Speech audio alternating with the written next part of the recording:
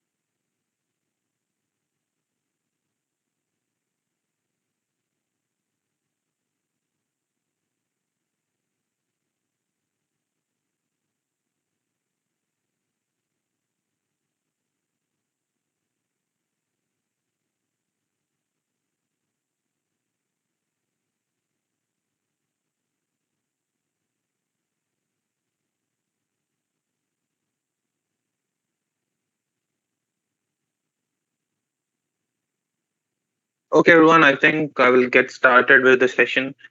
Like I said, I will just quickly revise what we have learned in the last session. Okay. This is episode 2 of Start the Web. It's going to be a series of different events. And this is episode 2. We're going to have more episodes in the future as well. So I hope you stick till the end with us. So so this event is in collaboration with MLSA. It is Microsoft Learn Student Ambassadors community. It's a chapter. It's a club in our college, and this is in association with CSI, which is uh, Computer Society of India, and we are doing this in two of the collaborations with MLSA as well as with CSI. And yeah, I think in the last session I discussed about what is an internet. So this session is all about getting started with HTML tags and some intermediate HTML and CSS. But then in the last session, we have discussed about what is an internet? I have shared this PPT with you guys in the WhatsApp group, and so if you have not, if you guys have not joined the WhatsApp group, make sure you are joined in the WhatsApp group because I'm sharing all of the resources there. So I highly recommend you guys go through this beautiful video. It's about how internet actually works and how our packets transform, how computer networks works, and all of those. And I think it is really important when we start learning about web development, you need to understand how websites actually work in real time. So that's one important thing. People often don't talk about it, but it's important, and I recommend you guys go through this video. Perfect. And then we spoke about underground submarine cable map. So you see these weird lines that are present. So all of these lines are basically underground submarine cables. Uh, so that is the medium through which internet traffic gets transferred. If you're watching a movie in India and the server, Netflix server is present in United States, your traffic will go through all of these cables, and you get the response and you live stream the video. Today, the technologies are really vast. We are studying about HTML and CSS and JavaScript, which is very basic.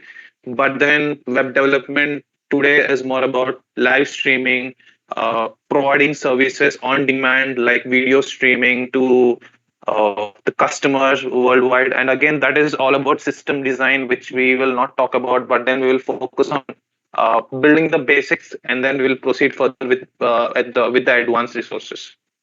Uh, Fine then. Also, I think we this is also another great video about how internet actually work, how packets gets transferred, how does a wireless interface network actually work, and all of those. And it's a good video. You have to definitely take a look at this one as well.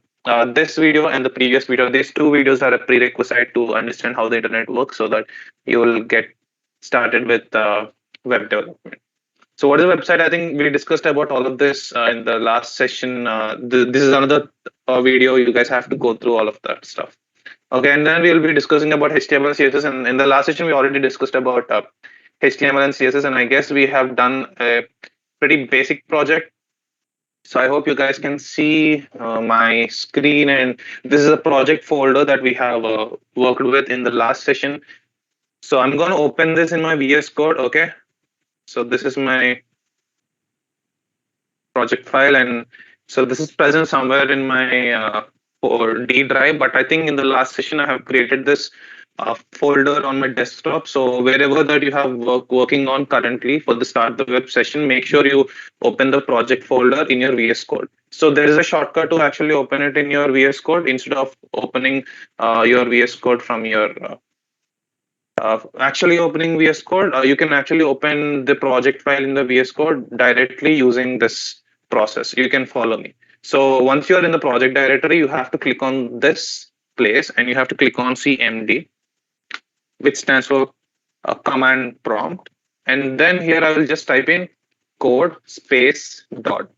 Code represents VS Code, and we wanted to open a VS Code in this project file. This project file I want to open in the VS Code. Okay, and I click enter and my VS Code will open. Perfect. Now I will close the CMD and I'll just come back to the VS Code. And now I'll just click trust the authors. It's just asking me whether you trust the folder or not. Yes, I trust the folder, and yep, it's up and running. And that's all about opening your project files. Okay, and then I will move on to the next thing, which is so I think we discussed about HTML, right? It has five versions: HTML 1.0, 2.0, 3.0, and 4.0, as well as 5.0. And today, in 2023, we are using HTML 5.0, which is the latest version of HTML. Perfect. And I hope you all guys have downloaded Visual Studio Code on your PCs. And yeah, what is Visual Studio Code? We discussed that in the last session, and let me go forward. So these are all the extensions. And I think I pretty much waited nearly 10 minutes here showing this screen for you guys to download all of these extensions. I spoke about what is an extension. So if you go to the VS Code and click, use the shortcut Control Shift X or even if you hover over to the left side bar, and if you hover over this extensions button, you will find the extensions, and you just have to copy paste all of these extensions and paste it here and just install it. I'll just show you how to install the first extension, which is Print Your Code Formatter. You just have to click on install. Right now it is installed on my PC, so uh, I don't have to install it again. Perfect. Now I'll just move to the next one. So guys, please make sure you download all of this extensions. And I think most of the people have already downloaded in the last session. Okay. And yeah, moving to the next part. Okay, before we go, let me just check the chat section once.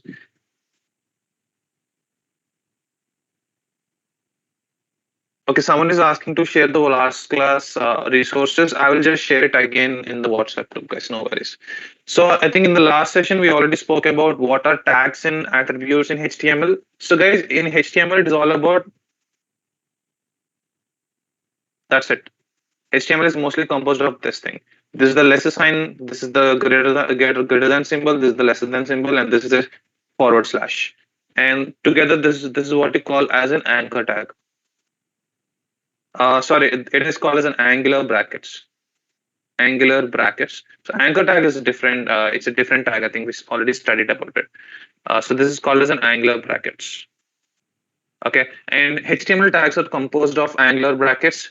Let us say you have a HTML tag called as h1, which represents heading, and you have to wrap it within this angular brackets. And this is, my friend, it's called as a tag. What tag? It's called as the heading tag because it is h1, right? Let me show you how it looks like. So this is all about what is a tag, and tags are used to mark up the start of the HTML page, and they're usually enclosed in the angular brackets, which looks like this. See, guys, don't focus on this hardcore definition. Okay, it's just a formality thing, so don't focus on that one. Just remember, a tag is something that is enclosed within this angular brackets. These are the angular brackets. Okay, whatever the text that you put within here, it's called as a tag. Okay. And yeah, most of the tags in HTML are closed. So this is an opening tag, and this is a closing tag. All right. So it says most of the tags in HTML are closed, which means there are few tags in HTML that are self-closing. One good example of self-closing tag is img tag. Okay. It's a self-closing tag. I mean, we don't say img, and we cannot say something like this. Okay, this is a wrong syntax. Okay, for this is the right thing. Okay, which is img, which is a self-closing tag. Perfect. I think we discussed all of this in the last session, and I think I already explained you about attributes. It basically adds more information to a tag. And then I hope I explained you guys about the doc type HTML. This is the very first line of a HTML document.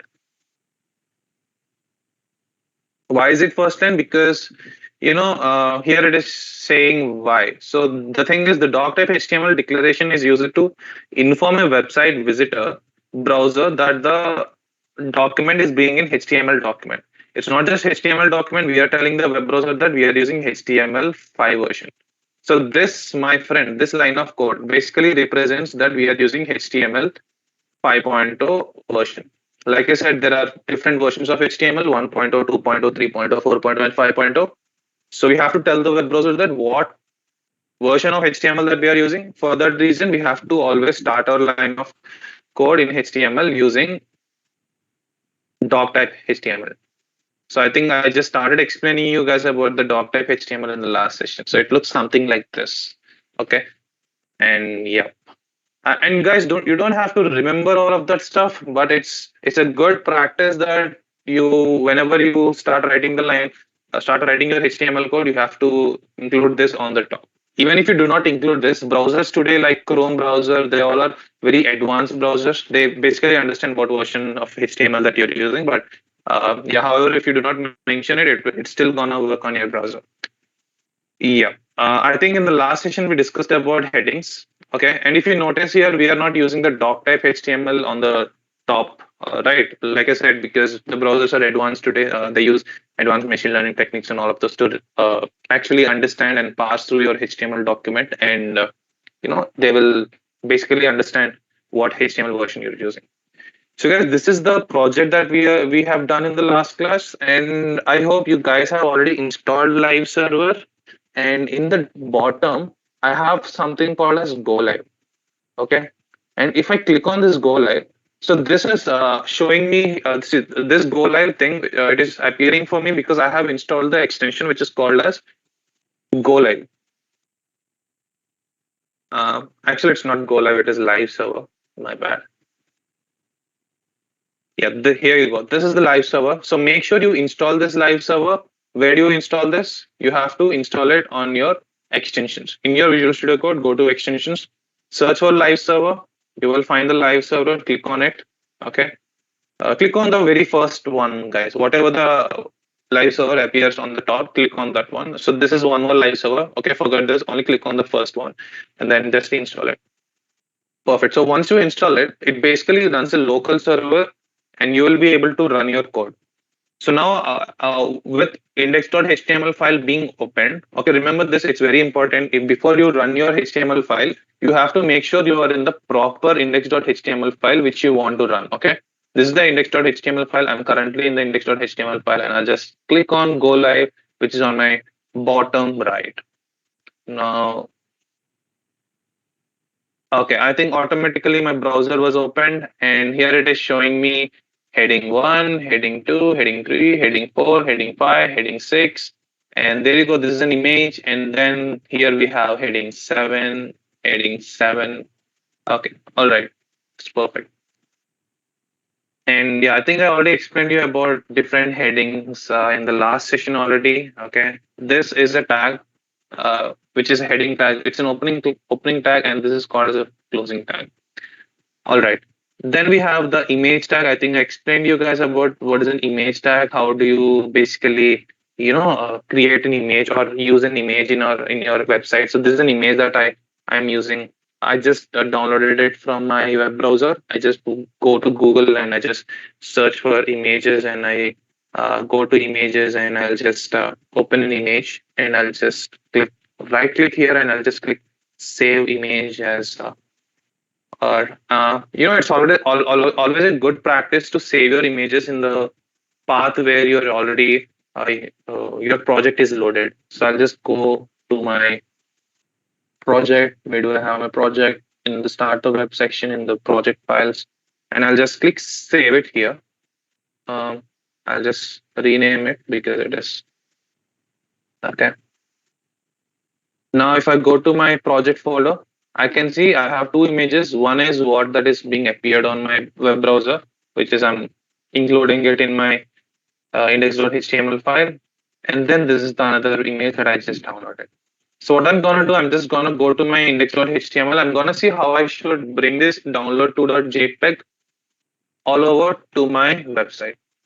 What I have to do, I just have to create my img tag. Img stands for image, guys. So you basically don't have to remember uh, the tag that is used to import or inject an image into your website as img. So img basically represents image, right? So it's not that difficult to remember, and all you have to remember is that you have to enclose it within the angular brackets, like we spoke about in the beginning of the session, because angular brackets are what that makes a tag in HTML.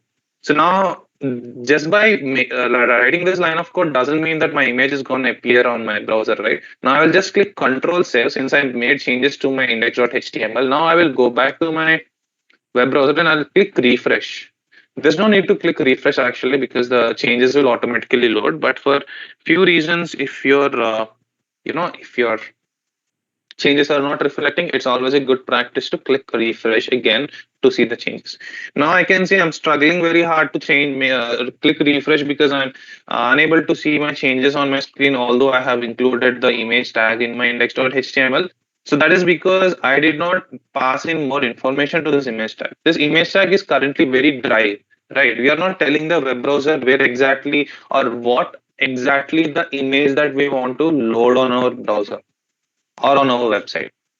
And my dear friends, for that reason, we have to use this SRC attribute.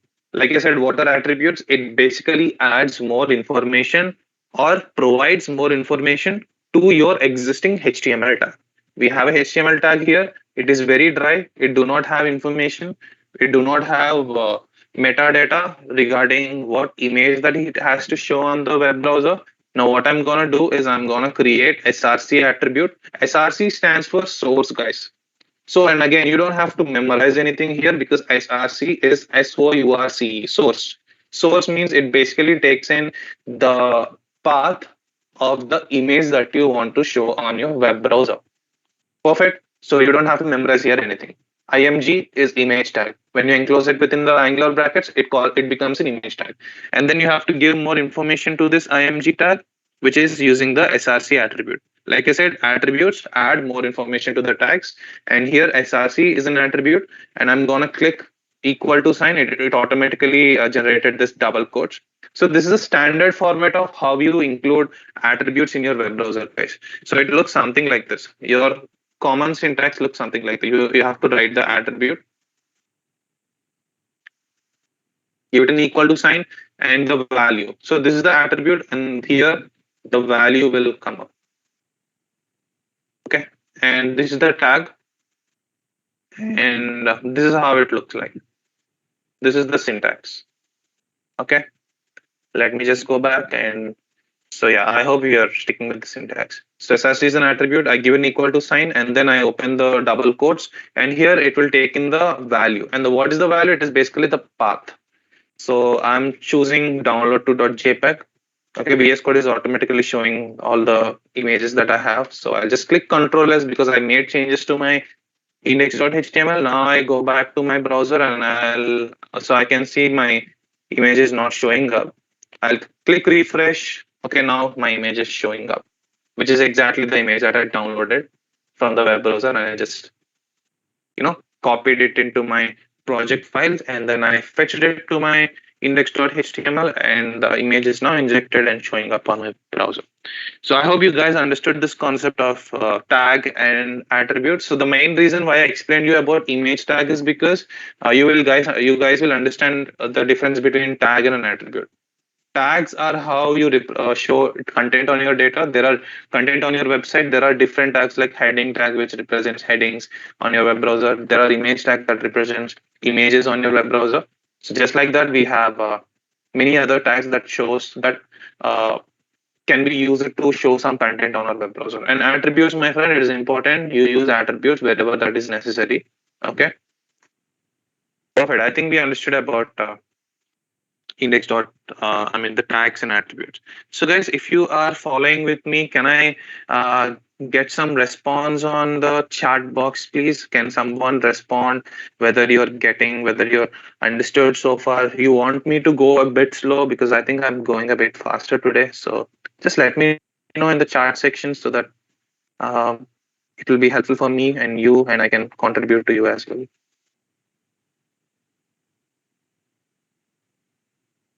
Okay, I'm checking the chat section.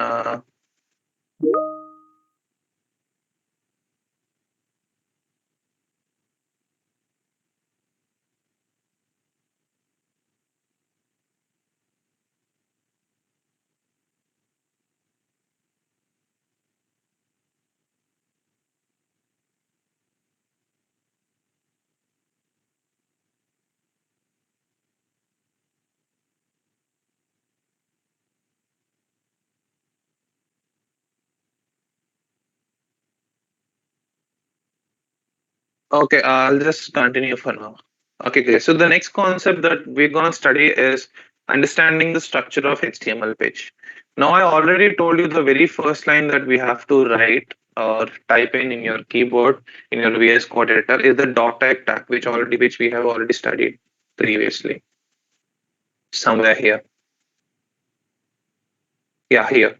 So this is the first line of code that you have to include when you start writing your index.html.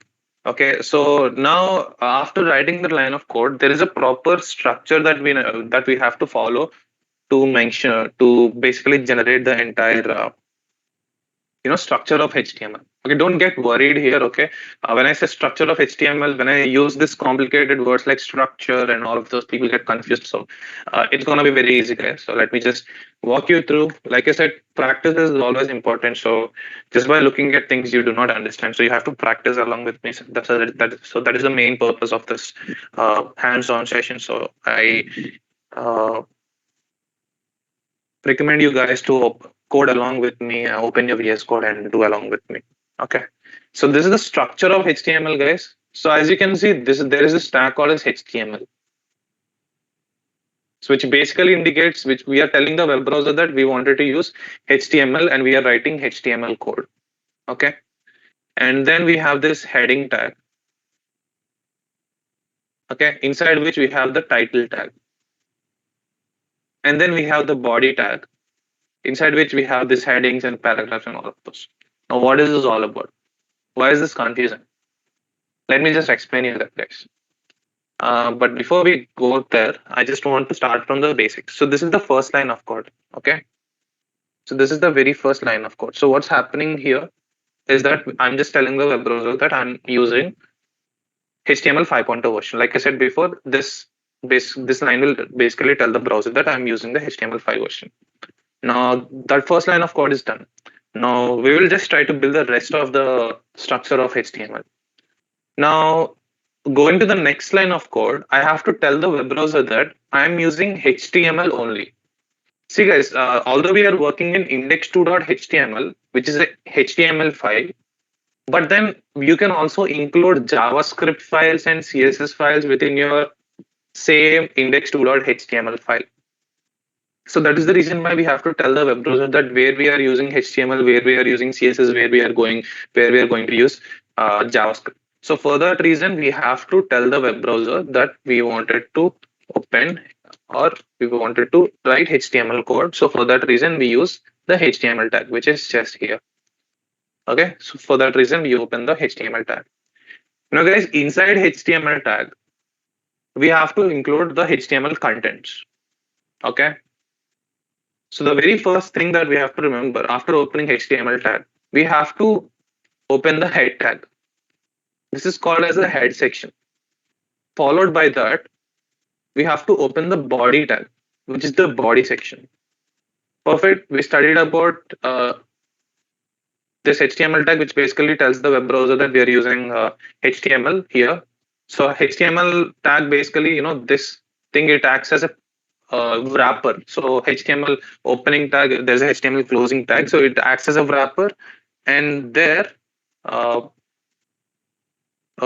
so there what's happening. Okay, I think someone is saying that you are very slow. Please go fast. Okay, I'll just try to speed up a bit. Okay, I will not go too fast, but I'll just speed up a bit. So it's like a wrapper, and inside this wrapper, I basically have these two tags: head tag and body tag. So what's happening in this head tag, guys? So in head tag, you basically have to mention search engine related optimization stuff. So we're not going to talk about much about head tag because most of the time we will be working in our body tag. So this is where we'll mostly work. All of the contents that are visible to you uh, on your browser, like headings and images and all of those, you have to enclose it within the body tag. Okay, heading tag will include all of the stuff that is related to search engine optimization. We are not going to study about SEO and all of that for today. Okay, but now there is one important tag that has to be enclosed within heading tag. So that is called as a title tag. I'll just click title now. Title is an opening. Title is a kind of tag. It has an opening and a closing tag. Okay. I think we studied about opening tags and closing tags and self-closing tag. So title is one such kind of HTML tag. It has both opening and a closing tag. Now here I'm gonna mention the title of my website. I'll just show you what's the title of the website. Okay. I'll just type some text here. I'll call it my website.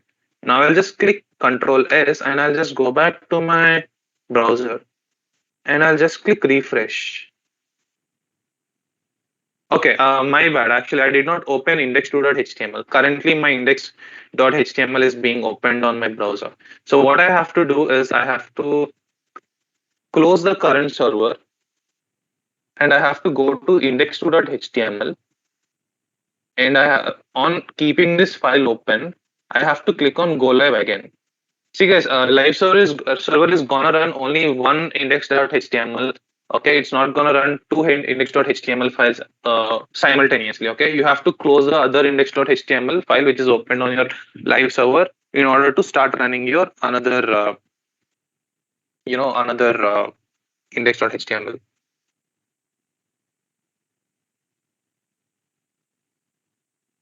Okay, perfect. So I think if you guys notice that on the top left there is something called as my website.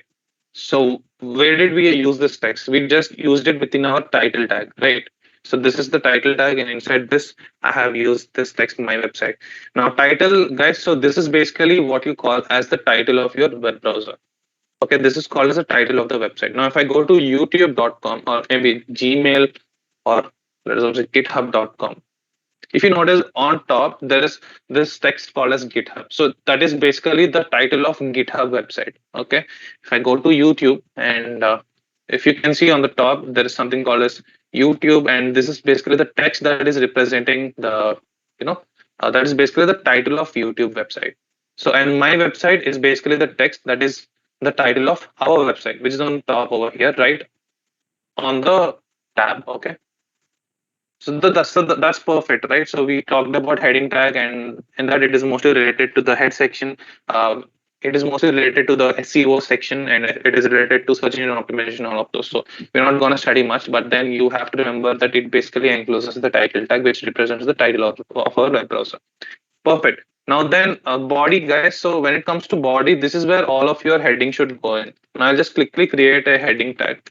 I'll just call it my website, and I'll just click Control S, and I'll just go to my web browser, and yeah, my changes have shown up. So whatever the visual content that you see on your browser, let us also, I'll go to this website called as Reddit, not Reddit, maybe Forbes. Okay, Harvard Business School. Let's go to this website. Okay.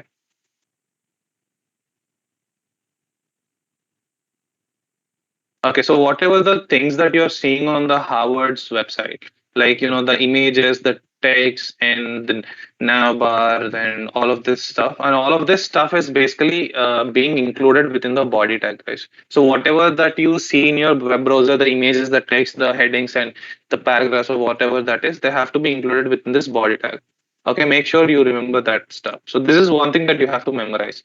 Your first line of code starts with doc type HTML, telling the web browser the version of HTML that we are using, and then we are using the HTML tag that basically acts as a wrapper, and inside which the HTML tags have to be used.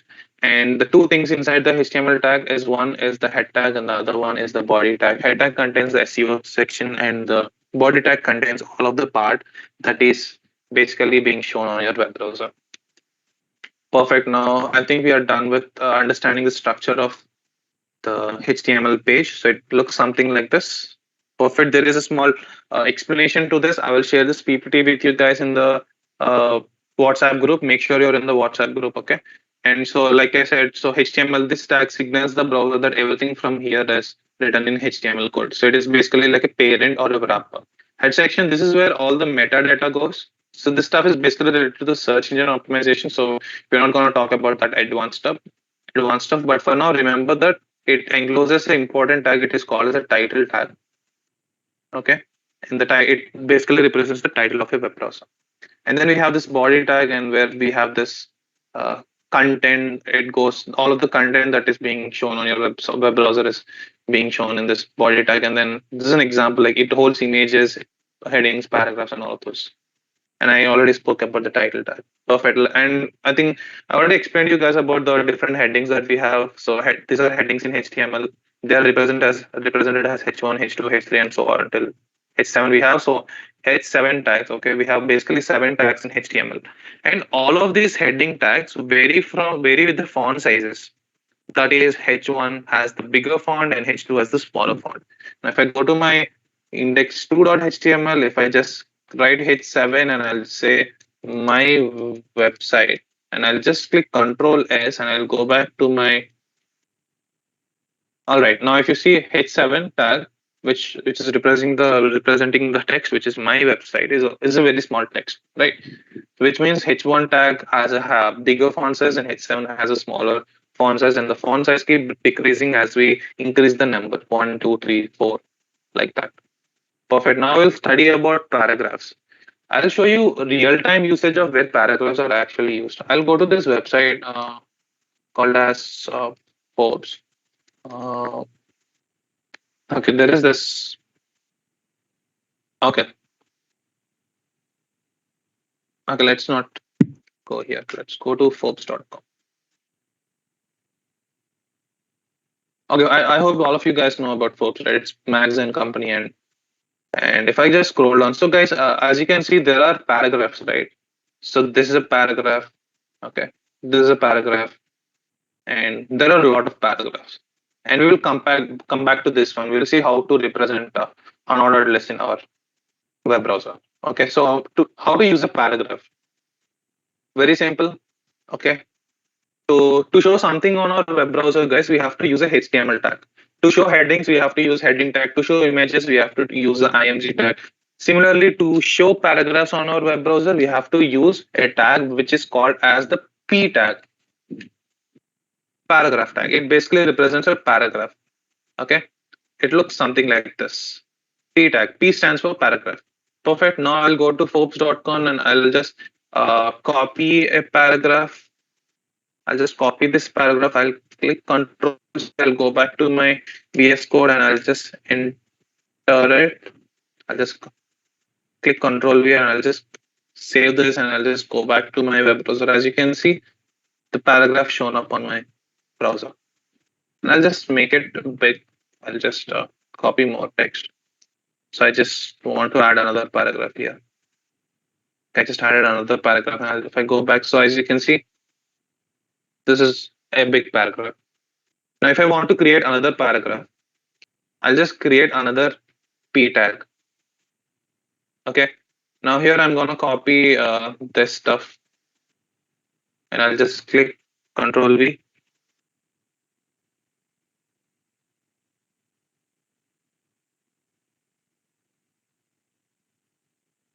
Okay. And if you look at this one, and the paragraph is shown up on my web browser. So I'm getting messages that I have to go a bit faster. Okay, I'll just speed it up. No issues. Okay, so that's how paragraphs work, guys. So I'll just quickly show you guys how it works.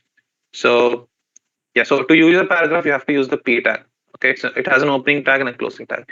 Now we can see these tags to go to the Forbes.com, and if you notice, there are a few texts that are strong and few text in the paragraphs that are underlined.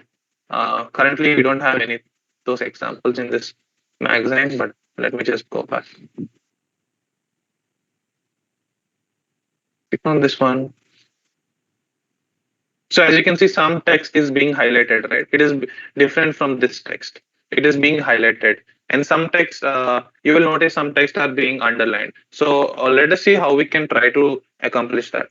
So here we have this name, which is Bankman Frieds or whatever the name is. So I want to highlight this name. What I'm going to do is I'm going to use this tag called a strong tag. Okay. And I'm going to just copy this and I'm going to paste it in between this strong tag. What it does, it basically going to highlight the font for me. So as you can see, the font is being highlighted. The text Bankman Frieds is being highlighted. So that's how you use the strong tag to highlight the text. And here are all of the tags that you can go through. So B tag is used to make the text bolder. Strong tag is used to highlight the text. Italic tag makes the text italic. Mark tag is going to highlight the background of the text, and underline tag is going to underline the text. Okay, there are all of this tags that is going to help you guys in designing your paragraph however the way you want. I just explained you how to use okay, my bad. I just explained you guys how to use the strong tag. I'll also explain you how to use the underline tag. Let us suppose I want to underline this amount of this thing. I cannot really spell this. Okay, I'll just to underline that line. I just have to use the U tag, and I just have to copy this, and I'll just paste it in between this U tag, and I'll just click Control S, and I'll just go back to my browser. If you can see, The text is being underlined. So guys, I will share this PPT with you at the end of the session, and now you guys can practice this tags. You can use this all of the bold tag, strong tag, italic tag, and all of this tags to basically in your paragraph, so that it will be a practice for you. Okay, perfect. So this is one example of how it is being used. Perfect. Now we will see how to use a horizontal line in your web browser. So horizontal line basically stands for this HR. Okay, HR stands for horizontal line. So I'll just quickly go back to my index.html. Now I want to add a separation line between my two paragraphs. This is my one paragraph, this is my second paragraph. Now I want to add a separation line here. So what I'm going to do is I'm going to open the HR tag. And remember, it is a self-closing tag. Okay, HR tag is a self-closing tag. HR represents horizontal line. Now, as you can see, a horizontal line has been shown up. It is beautiful and clean, and it is a beautiful separation between my two paragraphs. Perfect. So that's how you use a horizontal tag. And then, guys, we have something called as break tag. Oh yeah, if you can look at this thing, horizontal tag will also take in this two attributes which are height and color. Let's try to implement those stuff as well. I'll just pass in two attributes called as height. I'll just make it 2 pixels and color. Also, I'll just make it black. If I go back to my VS Code, as you can see, the horizontal line got thicker and it is looking much better than before. So here I'm using the two attributes called as height and color. Like I said, attributes add more information to a HTML tag, and yep, perfect. So, and we will talk about the line break tag. It is used to break the line. We will talk about this in the upcoming lessons. Okay, perfect. So I'll explain you about a new tag. Okay, if you go to the Forbes.com, see Forbes is just an example, guys. You can open any of the blog hosting pages. Okay, now if you look at this text, guys, it's basically a paragraph, right? But if you notice, there is this text which is called as text tax exempt organization search tool. So if it is very much different from other text, right? When if I hover over this text, it is basically showing me some link. If I click on this link, it is opening in the other tab, and that link is being loaded. So here, what they have done is that this text is being embedded with a anchor tag. Okay, it is being embedded with a link. So that is how I'm introducing you to a new tag, which is called as an anchor tag.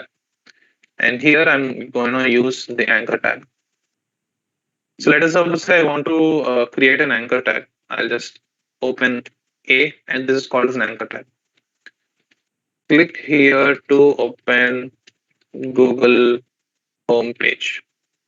Okay, I'll just click Control S and I'll go back to my website. So if you see, there is some text that is showing on my web browser. It is showing click here to open Google page, Google homepage. So if I hover over this text, nothing is happening. Okay, it is showing me this. Even if I'm clicking on this, nothing is gonna happen because I just created my anchor tag, but I did not use the link, right?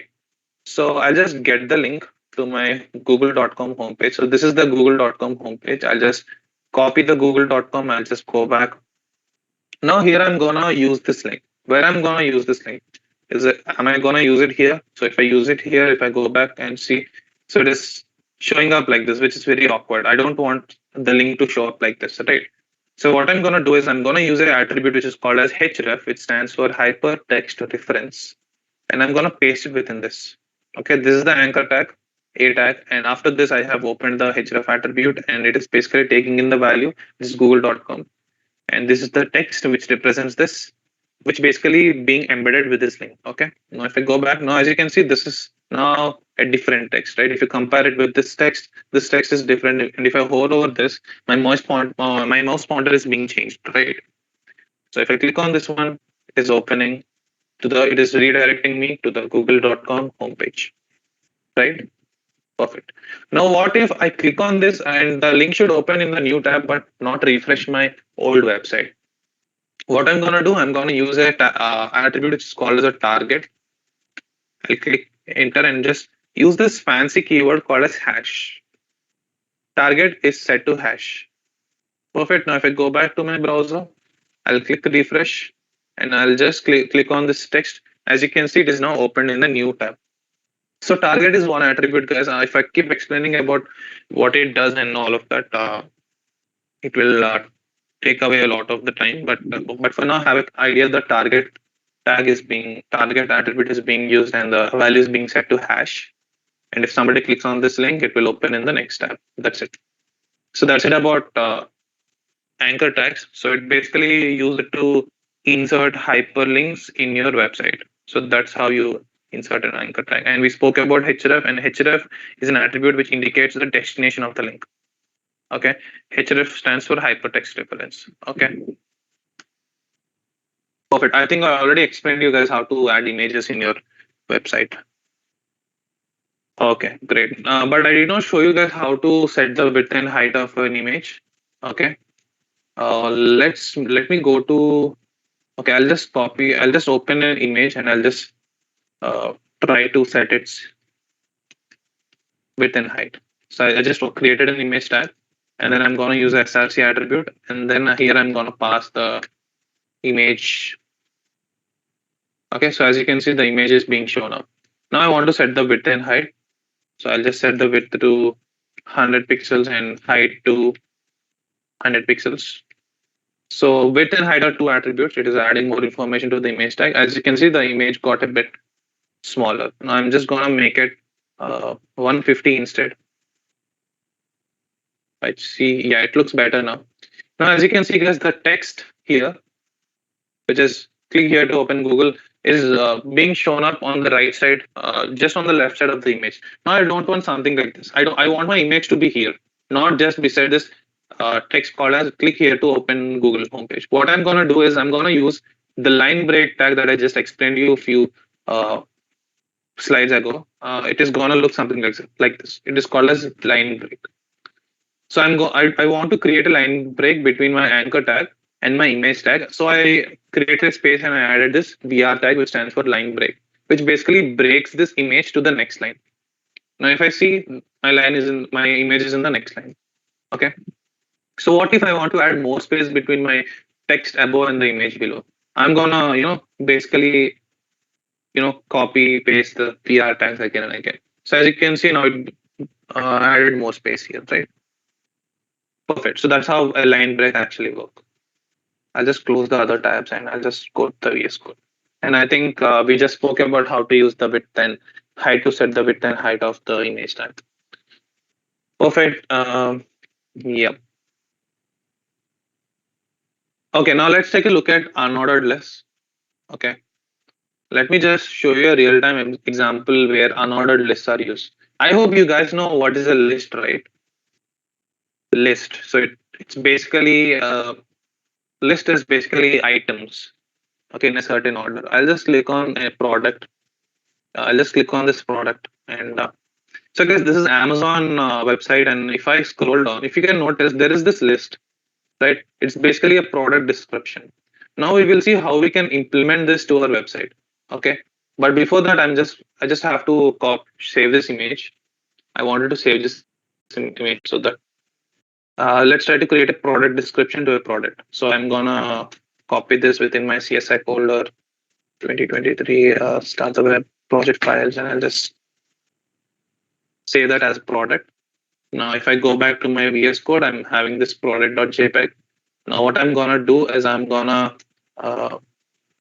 get that product into my website. I'm gonna use the src dot slash product.jpg. If I go back, so you can see it is showing up, and I'm gonna add few line breaks here as well, and I'll just add some line breaks. Perfect, the product is being shown up. Now I want to add something like this. This is a product description. I want to add this to my product. What I'm gonna do is I'm gonna show you guys how to do it. So guys, that this is basically called as an unordered list. It stands for UL. UL is a tag that represents unordered list. U stands for unordered, L stands for list. So you don't have to memorize anything here. And every list item, which is chocolate cake, black forest cake, pineapple cake, in this scenario has to be represented within this li tag. Okay. Why do we have to use this li tag? Li tag basically represents this text within should be in one entire line here, one entire list item. So li represents a list item basically, and all these list items must be wrapped within this UL, which stands for unordered list. Now I'll just copy. Now Now I'll just try to open unordered list, right? I'll just try to create a line break here. Okay, I won't create a line break, but I'll open an unordered list. So this is an unordered list. Okay. Now to create the first list item, I'll just type in list li tag. I'll open the li tag and I'll just simply type this is li tag. Okay. If I go back and if I see here, as you can see, it is showing me the text is showing up. So this is an unordered list, which is very similar to what we have seen on the Amazon website. And yeah, this is how it looks like. And yeah, so that's how it looks. So if I create another li tag and I say this is another li tag, and I'll just click enter. So as you can see, another li tag has shown up. Perfect. Now let's try to populate it with the data that we have on the browser in the Amazon product page. I'll just copy this thing and I'll just go back to my index.html. I'm just gonna replace this dummy text with the original text. I'll just click Control S. I'll go back to my browser. As you can see, the changes are now reflected. Perfect. So we just understood how to create a product description with the product image as well. I'm gonna replace the other text as well. If I see the changes have shown up. Now I want to add a bit of spacing between my two li elements. What I'm gonna do, I'm gonna use a line break here. Yeah, now it looks the spacing between this both looks a bit much better. And for the last, I just want to add one more product description. I'll just go back to my VS Code and I'll add another list item. Before that, I want to add a line break. And then I want to create a li tag list element. And I'll just copy paste the text. And if I go back, I have three product descriptions for the same product. Perfect, guys. I hope you guys understood about how to create a ordered list. In our scenario, we just try to create a product description, right, for a product. Perfect. I think we understood unordered list perfectly. And why it is called unordered, guys? It is basically unordered. So the product description can be unordered. It can be into. I can have the product description up. I mean, the list of items can be in any order. So let us suppose if you are going to market, if you want to your mom has told you to get vegetables, you can bring tomatoes first or onions first. It doesn't really matter. There is no order here, right? And I'll give you another example of an ordered list rather than unordered list. So here, this list of vegetables is an unordered list. Okay, but an ordered list could be ranks of students in a classroom. Okay, so this is gonna be an ordered list, guys, because first rank, second rank, third rank, fourth rank. So it's in a certain order. This guy got the first rank, this guy got the second rank, this guy got the third rank, and fourth rank. So this is an ordered list. It's in a certain order representing the ranks of the students in a classroom. So this is called as an ordered list, and this is called as an unordered list. Okay, we will see how we can add ordered lists. Okay, it's gonna be very easy. UL represents unordered list. Similarly, OL represents ordered list. And everything inside this one, the li list element, the li tag, basically represents the list item. It looks something like this. Okay, let's try to implement ordered list in our website. Okay, I'm just gonna come out of this unordered list and make sure I always work within the body tag. Okay, all of my contents like headings, everything that I so far I'm using, everything is in my body tag. Okay, perfect. Now I'm gonna create the ordered list. I'm gonna create a list element. Uh, I'm gonna so before that I'm gonna create a heading tag. I'll just call it ranks of students in a classroom. I'll just click Control S. If I go back to my browser, I'll just see a heading with the ranks of students in a classroom. So I'll just copy this. I'll just populate it with new names. In the second name, I will add Sai Charan. And in the third name, I will add Aditya. And in the fourth name, I will add Ashrita. If I go back and see, so these are all the students who are having a certain rank. So it is an ordered list, guys. So I hope you guys understood the difference between ordered and unordered list, right? So perfect. So we can go to the next session, to the next slide. Okay.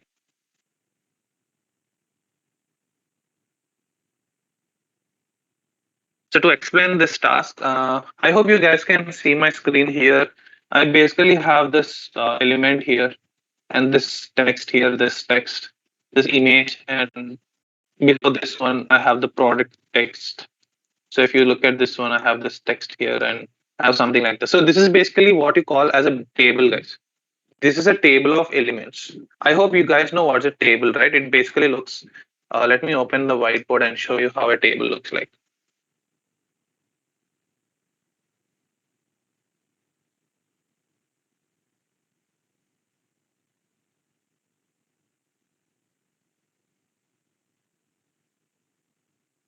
Okay, I'm just gonna open my whiteboard and just click enter, and I'll just format my background to black. And so, so your table looks something like this, right? It has some columns and it has some. Okay, so it has some rows, it has some columns,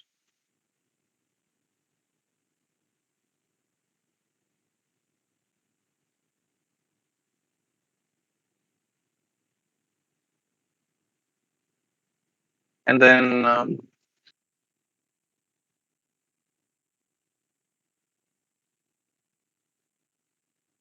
so a table is basically that contains of rows and columns. Okay? So this is how exactly a table looks like, right? So I hope you guys know what is a table. Let me just go to the VS Code. So in order to open a table, you just have to use the table tag. Okay, you just have to open a table tag just like how you use this OL tag. You have to open or the UL tag, which represents the unordered list. You have to open the table tag, which it is like a wrapper. So inside this, all your table elements will show up. So let me go to the VS Code and let's try to open the table tag. So this is how a table tag looks like. And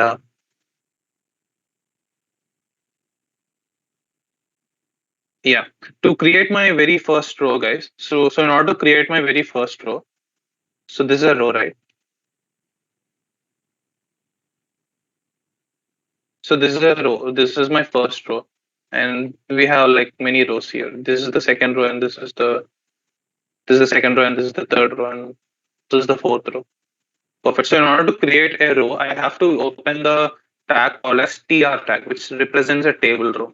Now a table row has been created for me. Okay, perfect.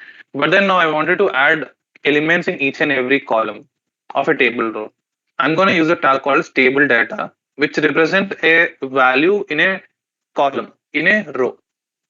I'm going to repeat it once again. It represents a column value in a row.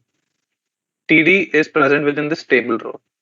Okay, I'm going to add something like image. Oh, my bad. Image.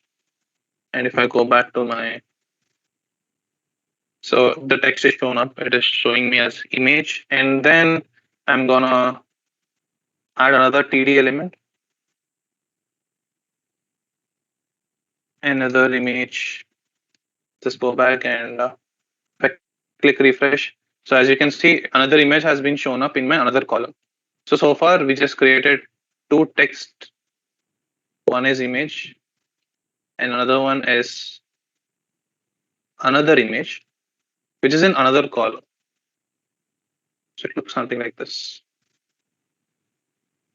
Okay, this is how it is being represented on our browser.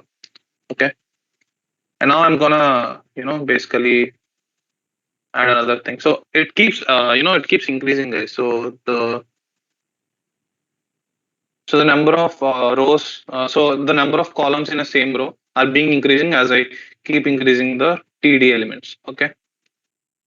So as you can see, it keeps increasing. So this is one column, this is one column, this is entirely one column. So like that. So currently we have one, two, three, four, five columns. Okay, all of these columns are in the same table row. Now, what if I want to create another table row? I'm going to do something like this, and I'm going to create table data, product description. Okay. Now, if you look at this one, As you can see, the product description has shown up just above that image. Okay. So this is the first column and this is just present below the first column. Now, if I create another table tag and I'll just right here, let me just bring it to the next line. Okay. Another product description. If I click enter, as you can see, there is another product description just below my image tag. So this is one table row, guys, which is present just above this another table row. Okay. Now I'll just keep replicating all of this. How many we have? One, two, three, four, five. So we have one, two, three, four, and I'll just enter. So as you can see, this is now a table. Okay. This is one image and it has a product description. This is another image. I have another product description here. So this is an entire table and I have two rows here right now. If you go to my VS Code, if you see there are two rows. This is my first row and this is my second row.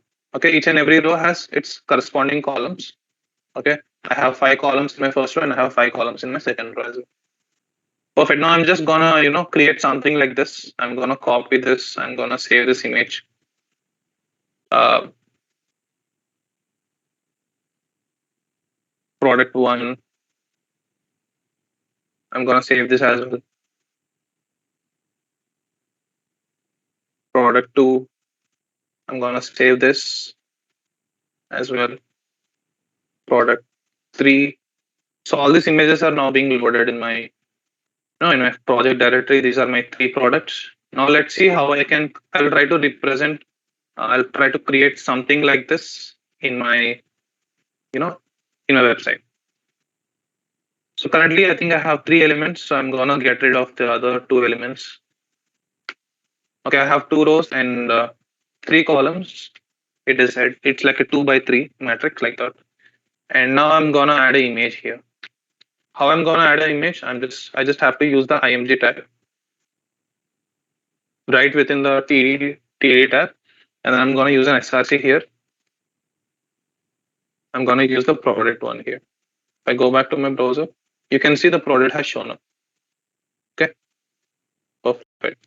I'm gonna add some product description, right? So this item is so and so, and where I'm gonna add this, I'm just gonna add it here. Okay, so if I go back and see there is some product description shown up, I'm gonna add few line breaks because it is very awkward right now.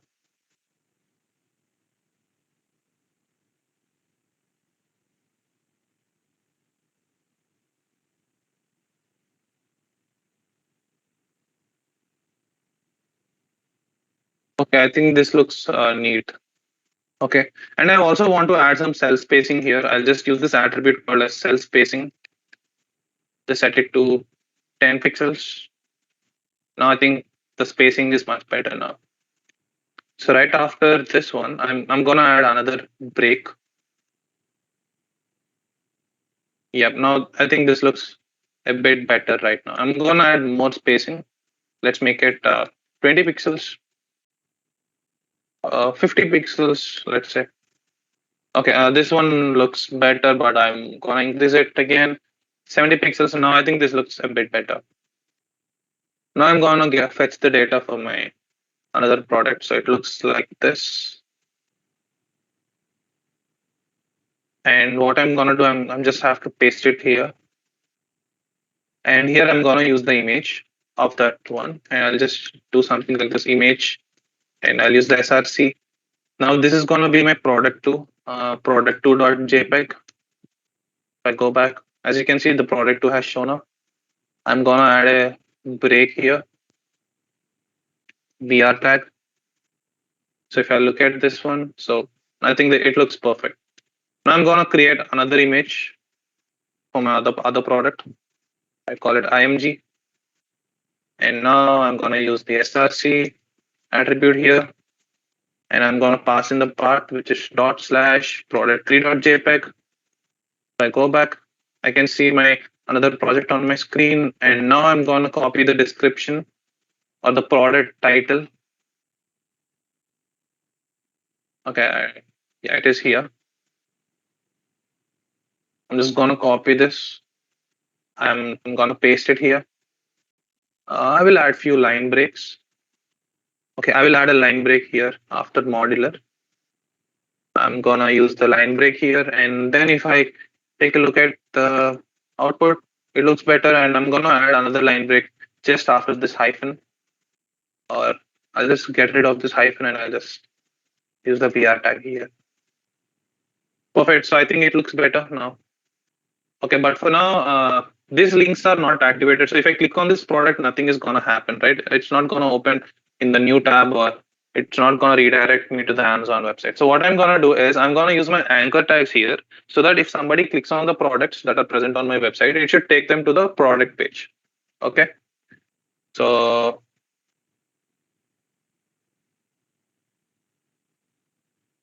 let me just refresh the page because I'm unable to get the link.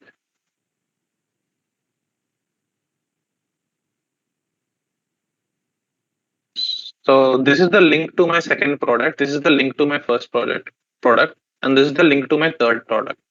Okay, I'm gonna embed these links within this text here. So what I have to do, so I have my text here which says this item, Samsung. I'll just get rid of this item thing. And now this is Samsung 990 Pro series and whatever that is. Okay.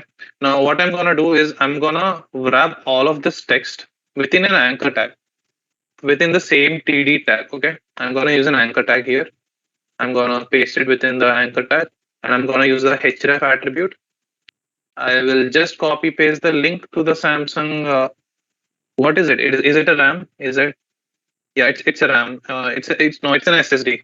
So it's an SSD. I'm gonna copy paste the link to this SSD. As you can see now, the text is highlighted. So if I click on this, the Amazon product page has opened up. Okay, I want this product to be opened on a new page on a new tab. So for that, I have to use the target, and I have to set it to hash. If I go back, this looks neat. Perfect. I'm gonna copy the link to the another product, which is my AMD Ryzen 7 processor. And what I'm gonna do is I'm gonna create an anchor tag here, and I'm gonna use a href, and I will set it to the the anchor tags link. Now I'm gonna copy paste this text within this anchor tag, and now I'm gonna use the target. I'm gonna just copy paste the target attribute from the previous. I'm gonna use it here. So guys, if you look at this one now, it looks better.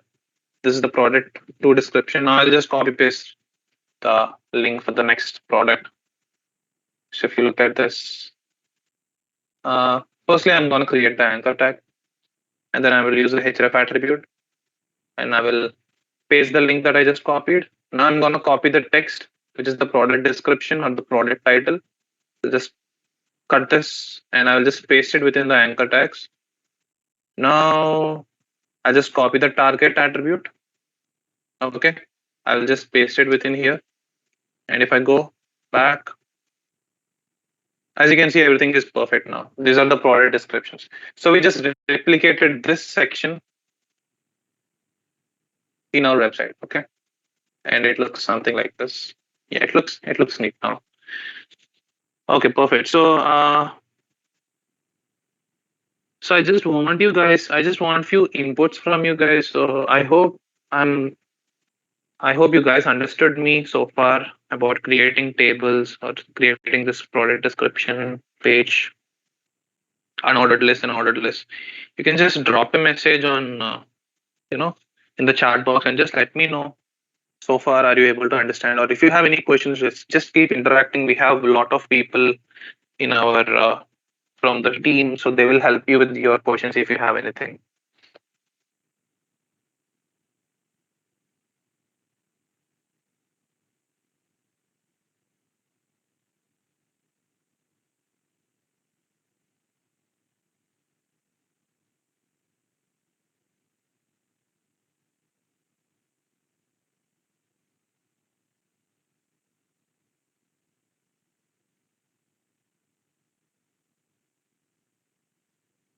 Okay, I'm waiting for your response.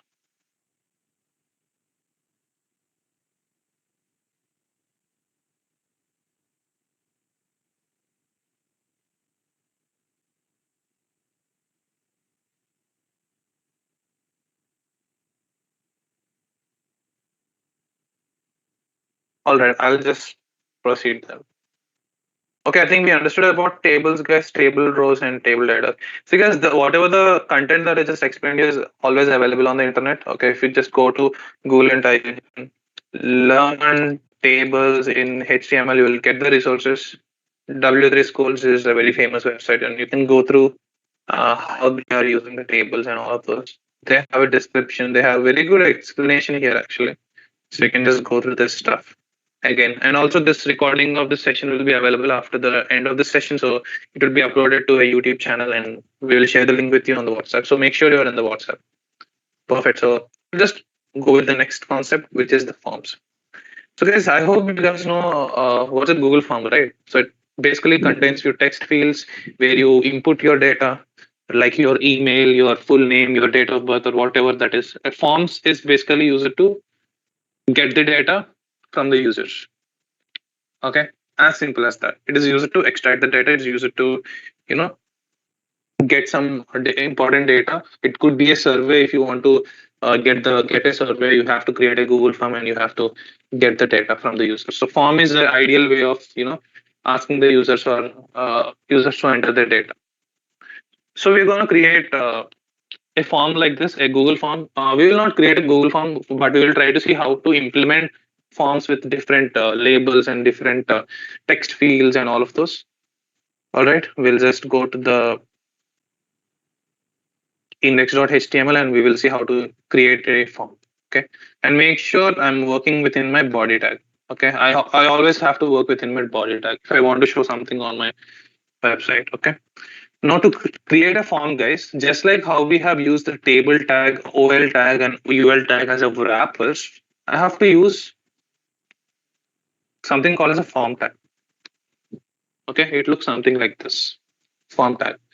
Now here I'm gonna use a tag which is called as an input tag. Let me just explain about that one so that we will just try to implement it again. So like I said, form tag in HTML looks something like this. The form tag in HTML is used to take different types of input from the users, like text fields, checkboxes, radio buttons, submit buttons. I'm pretty sure you guys have given a JEE, and there is this MCQ questions, and you have to select one option and you have to click submit. So this is one good example of how a forms actually work on a website. So yeah. So in order to create a form, you have to open the form tag, which looks something like this. Okay. Yep.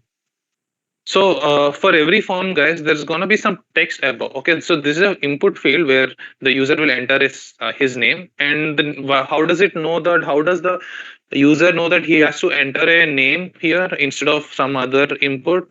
Because there is this label here which indicates full name, which basically tells the user to enter his name here. Okay, not something else, not his department here. User can enter his name here as well, but then the data has to be ordered, right? Here he will enter the full name, here he will enter the department. So label is basically going to represent the user what uh, is the input field is all about. Label adds more information to a input tag.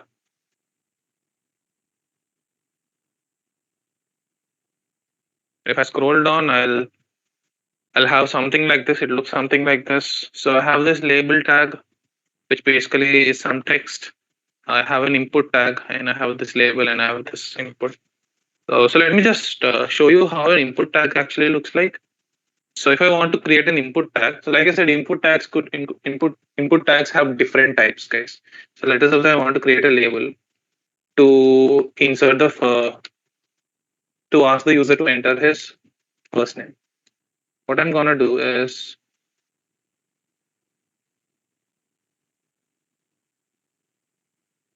okay. What I'm gonna do is since I created a label here, if I go to my browser, I'll just check the output. So yes, the first name is now showing up. Now I'm gonna create an input tag here. Okay, input tag looks something like this: input input. Now if I click Control S and if I go back, an input field has been created for me. So this is where I can enter some text. Okay, but if I want to create an input tag of a different type, so right now I have this text box that has been created just after entering this input text, input tag. What I want a different input tag. Let's suppose I want to ask the user their date of birth. I have to use this type attribute, which basically adds more information to input tag. Okay, here as you can see, the VS Code is already suggesting me with all the contents that I can use, all the values that I can use within this attribute. So I'll just click on this date and I'll click Control S if I go back. Now as you can see, now it has been changed. Okay, if I click here, I can just enter my date of birth, whatever the date of birth that is, you can enter. So it is very simple, guys. You have to use a label. Oh, by the way, I'm using first name here. Let me just fix it and I'll just change it to DOB. Go back, now it is changed. Perfect. So I'm using a label that basically indicates the user about what type of data that the end user is expecting. And then I'm using this input tag. It is a self-closing tag because I do not have an opening and a closing tag, which is like the label tag. And then here, my friend, I'm using the type attribute. Like I said, attributes add more information to a tag. And here, this type attribute takes in the value, which is date. Now it basically makes this input tag of type date. If I go back to my browser, I can see it is a date that I can inject. Okay, perfect. So that's how you can ask a user to enter his date of birth. But let's try to add more stuff here. I'll just create a line break above, and I'm going to create another label to ask the user to enter their first name. Okay, I just created a label to enter the user's first name. I'm gonna add a line break here as well, and I'm gonna create an input field. And guys, I'm expecting only text here. I'm not expecting numbers. I'm not asking the user for his phone number. So I'm gonna use type attribute, and I'm gonna set this to text. I want only text. So if I go back, as you can see, I can enter some text here. I can enter Karthik. Okay, nothing really happens now. Okay, I will add another line break here. I'll just okay. No, it looks bad, but then I'll add this. Perfect.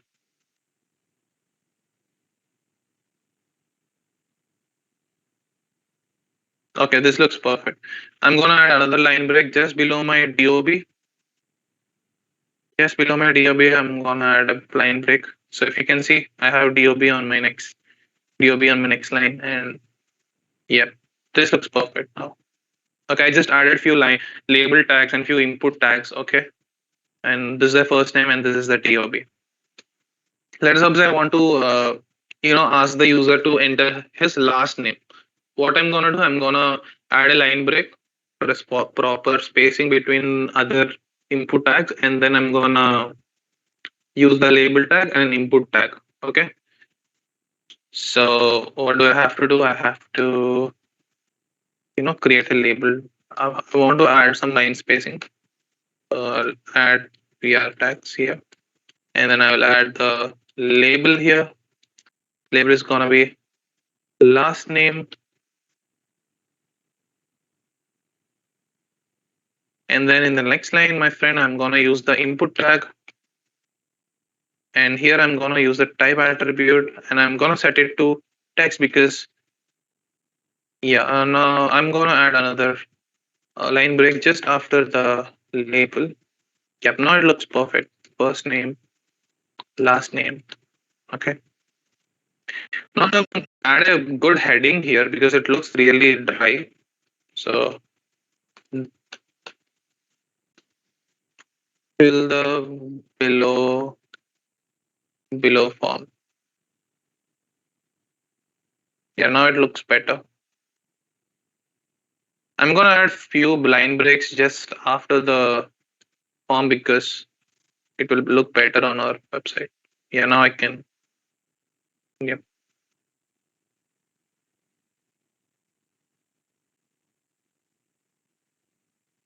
So I just added those line breaks because I can scroll down a little bit and show you guys the better view of the form. Okay.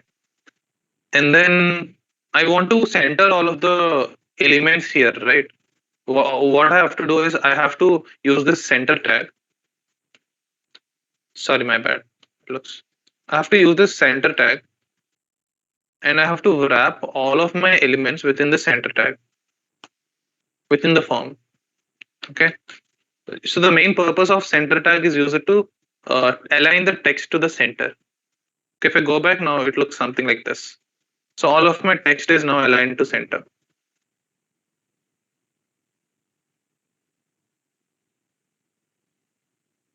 Okay, this looks bad. Okay, perfect, right? So all of my input tags, like all of this stuff, is now center aligned by wrapping the center tag, by wrapping all of the contents within the center tag. Okay, guys, this is global. I mean, you can use the center tag anywhere.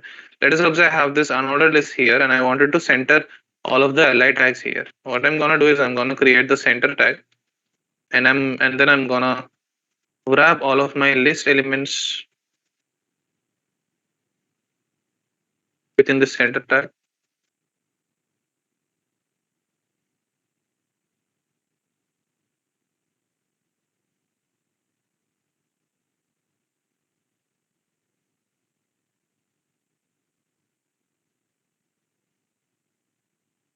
Oh, okay, but it looks a bit awkward there, so I'll just remove it for now.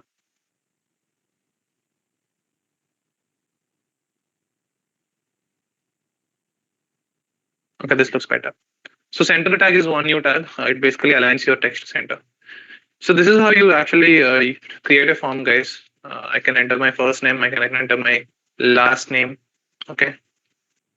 So this is how it looks like. As you can see, type input tag. So the HTML input tag is the most used HTML tag inside the forms. Okay. And you can take different kinds of inputs from the user by using the attribute called as type. Like I said, if I want to take the first name of the user, I have to set the type to text. If I want to take the date of birth of the user, I have to set the type to DOB. Sorry, not DOB, I have to set the type to date. Okay. And that's how it works. If I want to create a checkbox, let us suppose I want to uh, ask the user to accept permissions. I'm going to create an input here. I'm going to close this. It's a self-closing tag, guys. Input is a self-closing tag. I'm going to use a type here. I'm going to set this value to checkbox. Now, if I go back to my browser, I'm going to see a checkbox here. This looks really dry for now. Let's add some label here. Label. So this label is going to be accept terms and conditions. So go back. Now it looks a bit better. I'm going to add a bit spacing between the DOB and the accept terms and conditions. What I'm going to do, I just have to add another line break. Perfect. So I think this looks better now. Okay. Now at the end of the form, guys, don't forget to use a button. So there's gonna be this button where if it's gonna be a submit button where the user, after filling everything, he has to click on this and he has to click on the button. What I'm gonna do, I'm gonna use a BR tag to add some spacing, and then I'm gonna use an input tag, and this input tag will take in a type attribute. It's set to button BUTT1. Okay. Right now this button do not has is just raw and it is inactive. Okay. Let us say I want to add some text there within the button. I use this value. I'll set this to submit. Now, as you can see, I use the value attribute, which basically sets the text which is present within the button. So I click on this button, nothing really happens. I can write some first name, my last name. I can choose the date. I can accept terms and conditions. I can click on submit. Nothing really happens as of now. Okay. And yeah, so that's how you create a form, guys. Okay. Now let us also, I want to create a field that basically takes in the user email ID, email address. What I'm gonna do, I'm just gonna create this label. Okay, and within this label, I'll just add this text called as email. Okay, in the next line, I'm gonna add the input tag. I'm gonna set the type to email. Okay, if I go back here, as you can see, I cannot enter some random text here and I can click submit. I have to enter email only. Okay. Let me add few line breaks here. Looks better.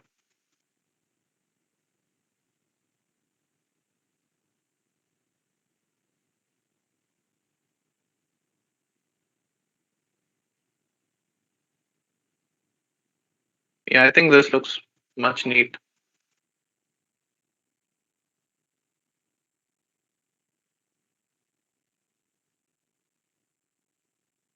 Yeah, yeah, this looks better now. So this is how you create a form, guys. It's I know this doesn't look really similar to what we have seen in the Google Forms, but this is the basics for now. You have to use the form tag and you have to create something like this. And so that's all about input tags and all of those. So I think probably in the next session we will get started with CSS. Okay.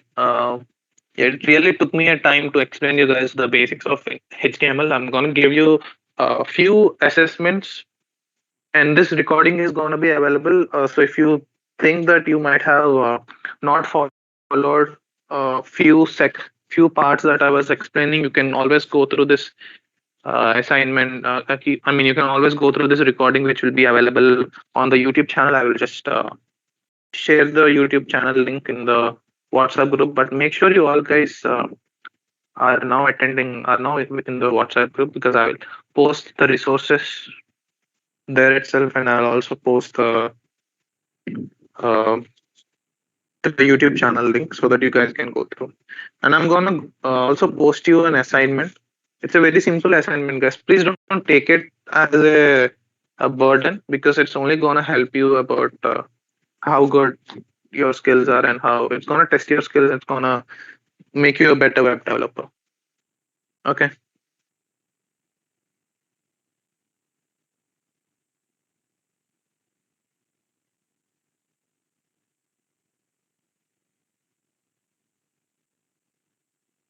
Okay. I just have to. So you guys, please don't leave. There is something that we have to do. You have to fill the QR code to generate your certificates. I'm just gonna show you guys how to do that. Let me.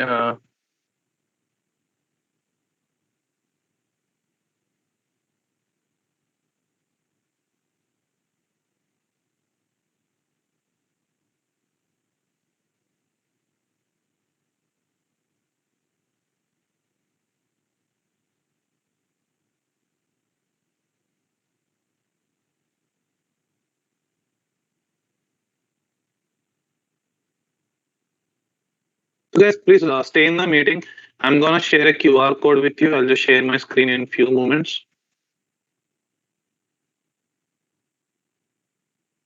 Please stay in the meeting. You have to fill the form by scanning the QR code. Let me just start sharing my screen once again. Perfect. So I think you guys can see.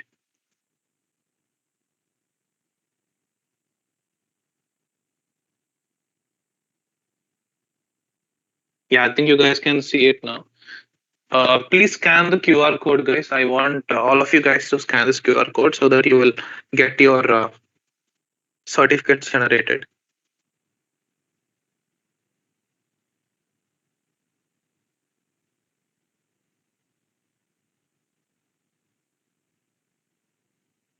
So, guys, if you have any questions, you can ask me. I'm ready to help.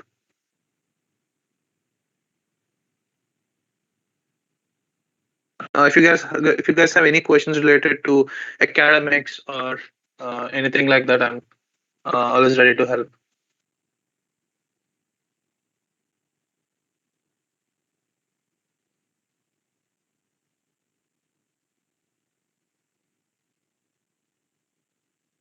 Uh,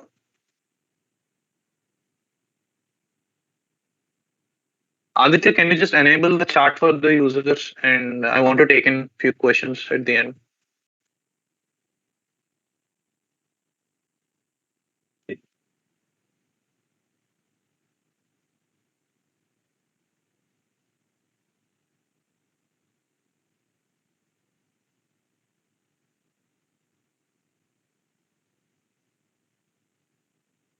Somebody's asking, is the class available for us to watch video anytime? Yes, the video will be available. It will be available tonight. Okay.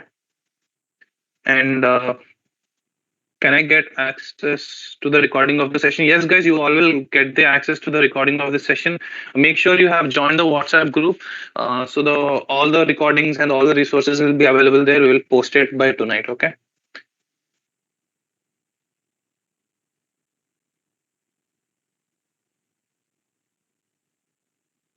How to get spacing between columns? Good question. So you have to use this QR, this tag called as cell spacing. Sorry, it's not a tag; it's an attribute.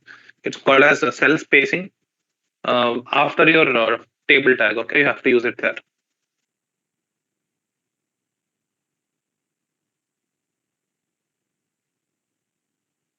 Where can we see the assignment? It will be posted in the WhatsApp. Yeah, make sure you're in the WhatsApp group, and make sure all of you guys scan this QR code, and you guys can leave if you don't have any questions. You can ask me any questions related to academics or coding or anything like that. I'm ready to help. Yeah.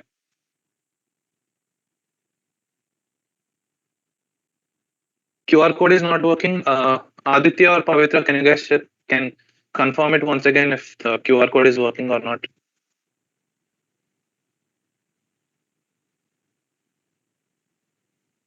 Try to rescan it once again, guys, with your phone or Google Lens or whatever the app that you're using. How do we change the background color of the website? That can be done using CSS. I'm not sure how to change it using HTML. I don't remember it changing using HTML, but it can be done using CSS. It's a 3 lines of code. We will talk about that in the next session. Yeah, no worries. We can do it. It's an easy task, or you can just do a simple Google search of how to do it. But you need to understand the basics of CSS to do it.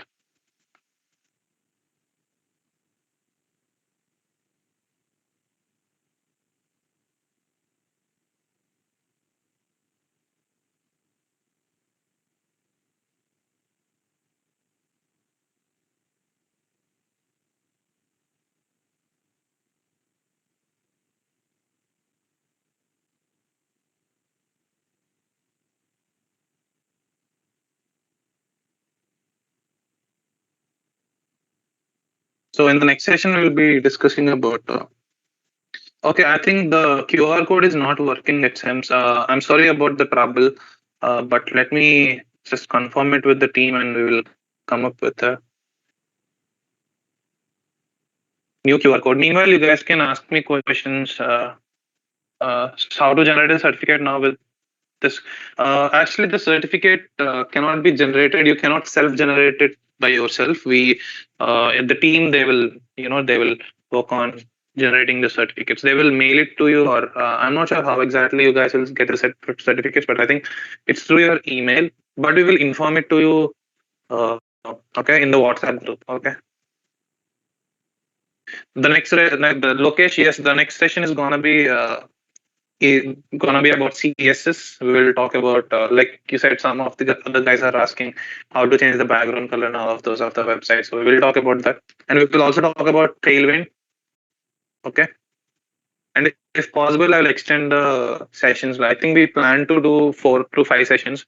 If possible, I can do 6 sessions. Not a problem. Anything for you guys. How HTML and CSS are related? So very good question. I actually thought of explaining it to you guys when I start with CSS. Okay, I'll just explain it to you in the next session because you keep your excitement like that till the next session. Okay, sir, how can we make the see guys? You don't have to call me sir. Okay, I'm just a student. Okay, just like you, I'm just a senior. That's it. Okay, how can we make the forms responsive? Dinesh, responsiveness is a very tough task. I'm not. I'm gonna say it is a tough task for uh, people who are already advanced in web development. But I'm gonna say it's a tough task for beginners.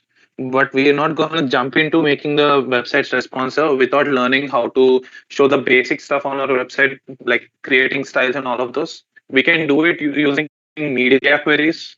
But then in the start the web episode, I'm gonna use something called as Tailwind. I'm gonna show you how to do it using Tailwind. It's a very really simple task. I'm gonna make it easy for you guys. Okay, don't worry. Okay, relax. Future scope of HTML along with CSS and JS.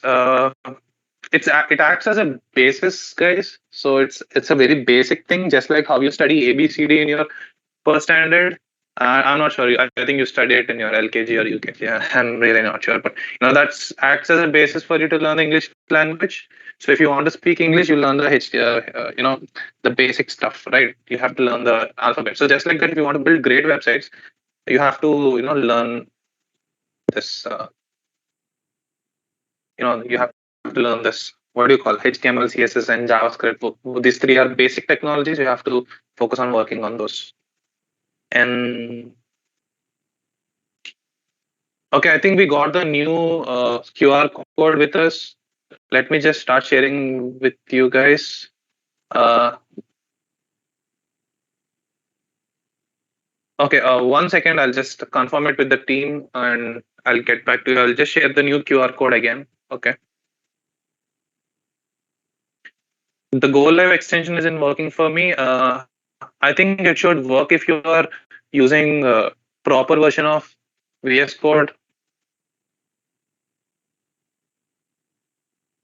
Okay. But I think when it goes to not to the, you have to make sure that you are choosing the right index.html file. You have to keep the index.html file opened and then you have to click on the Go Live. So see guys, when you click on Go Live, it's gonna change its text to stop uh, live server. Okay, you have to again stop running the live server and click restarting your live server again and again. It should definitely work. Or try some. So since somebody asked about this, I'll just find a or record my screen and troubleshoot how it's gonna work. And I'm gonna re-record the screen it again, and I'll just share it in the WhatsApp, or I can just show you guys how it works in the next session. Okay.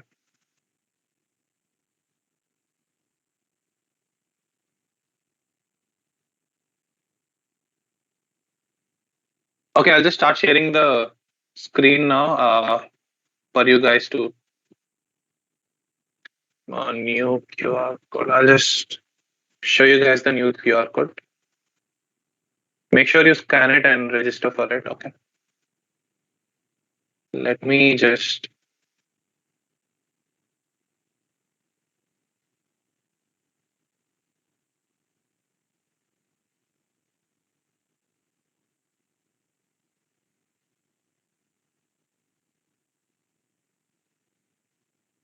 So this is the new QR code. QR should actually take you to the Microsoft Forms, Pujita. Just try it once again. I have shared the QR code once again. Please try to fill it. Uh, Let me confirm it with the team whether you have to fill this form again.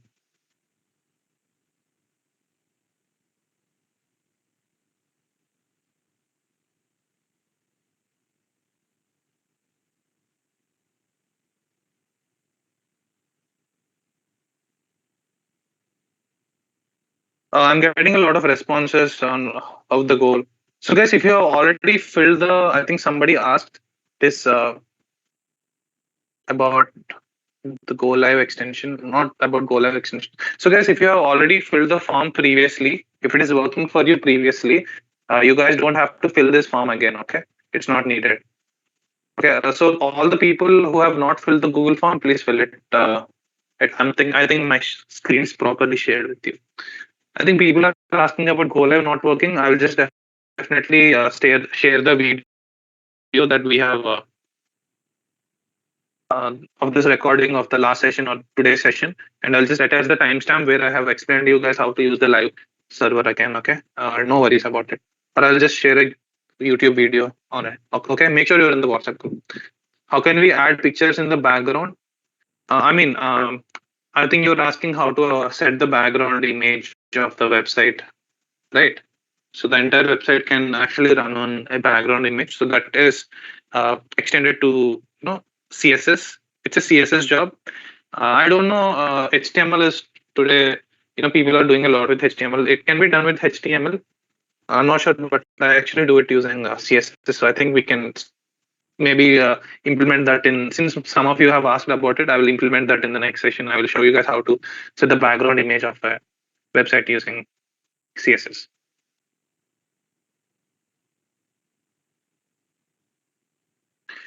Is it okay to, so Lokesh is asking, is it okay to start uploading this basic newbie? I don't recommend, guys. He's just asking me, is it okay to, let me start reading the question. It's a good question. So is it okay to start uploading this basic newbie practice projects that we are doing in the session uh, to our repositories? So should we just wait until we upskill some more concepts? Good question, Lokesh. The thing is, Lokesh, on GitHub, if you start uploading basic projects, it may not get the demand. Okay, people won't search for basic projects, right? They want game changers, like they want really good websites.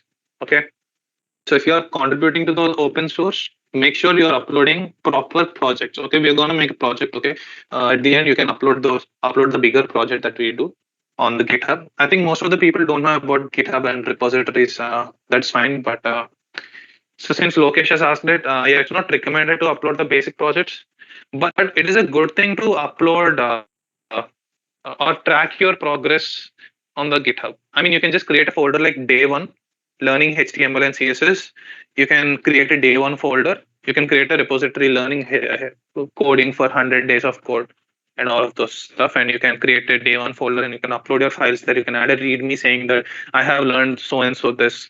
I have learned so and so, and you can upload it to your GitHub and you can start the 100 days of code section session on the Twitter. I highly recommend you guys can do it. It's gonna be a value if you show how you are practicing it instead of actually uploading the basic projects. Pujita Dhan Bhaiya, thank you. Yeah, thank you, Pujita. Okay. Will you suggest a complete roadmap to become a full stack developer? Uh, See, guys, when it comes to full stack development, people say that you have to study back end and then front end and study front end and then back end. I highly recommend, see, this is not my words, okay? I have done a lot of research. I have been doing web development since 3 years already. I'm working for clients. I have developed production level code for clients. I'm working for the university website, our college website as well. So I have done a lot of websites so far. And if you ask me the roadmap, the proper roadmap is start learning front end and then start learning back end. So if you talk about getting a job as a web developer in the companies like FANG, like Facebook, Meta, Google, Apple, if you want to get a job there, you have to be really good at either front end or back end. But if you want to work at startups, I recommend you guys do full stack development. Okay, even if you are a good front end engineer, you will definitely get a job. But if you're aiming for fan companies, you have to really be good at either front end or back end completely. Even if you're a full stack developer, they won't give you a chance to work on both front end and back end, because see, guys, fan companies are like, they are top companies. They will hire more people and they wanted each and every individual in their company to be proficient with one job that they are doing. It's either front end or back end. So if you want to work with fan companies like Google, Microsoft, and all of those, it's highly recommended you master front end or either back end completely. But I recommend the user, it's the better way is start with front end and then go with back end. That's what I recommend. When will the next session be conducted? I think it's next. So Siddhi is asking when will the next session be conducted. So it will be next Monday, Siddhi. Mostly it's going to be next Monday. But if some other event collides with our CSI, then we may have to postpone it. But it will happen next Monday mostly. Yeah.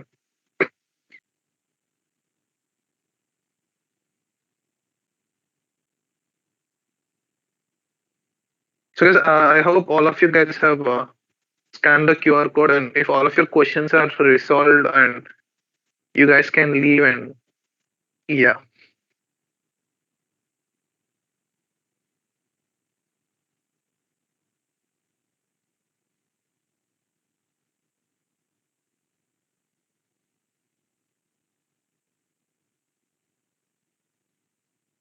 Is the class available to be watched? Yes, of course. We will upload this entire recording to the YouTube, guys. So we will share the link with you on WhatsApp group. So the how to get spacing between the columns. Like I said, in a table to add spacing, you have to use this attribute called as cell spacing, which this attribute should be placed right on the table tag. Okay, and it basically takes in the value in pixels, like 100 pixels or 10 pixels, 50 pixels, like that. Depending upon the number, the space will increase. Cell spacing is the attribute, whoever that is asking. Where can we see the assignment? So you can, we will post it in the WhatsApp, guys. So all the resources will be available in the WhatsApp tonight or by tomorrow. Don't worry about it. Okay.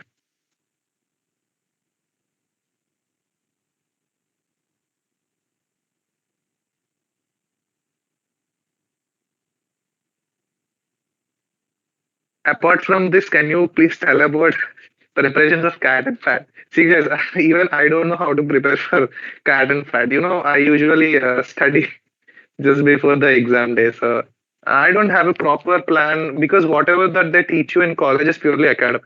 I'm not the kind of person who stick with somebody teaching me in college. So I did not learn all of the skills from college. I learned it on my own. Okay. So as a part of the club, as a part of the CSI club member, I used to do a lot of projects.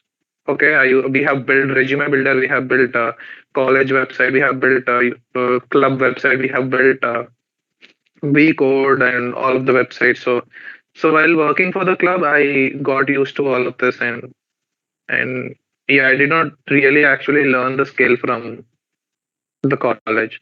So I usually don't depend upon college lectures most. I depend upon my own way of learning. So yeah, great session. Thank you, guys. Thank you.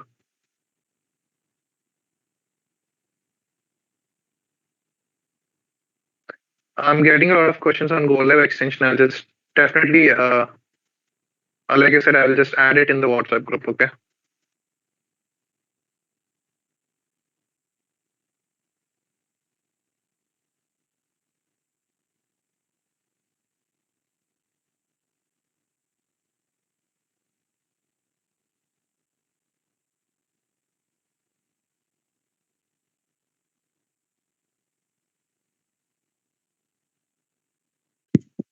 Checking the other term, huh?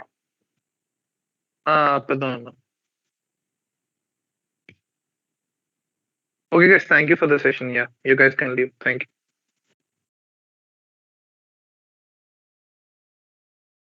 you.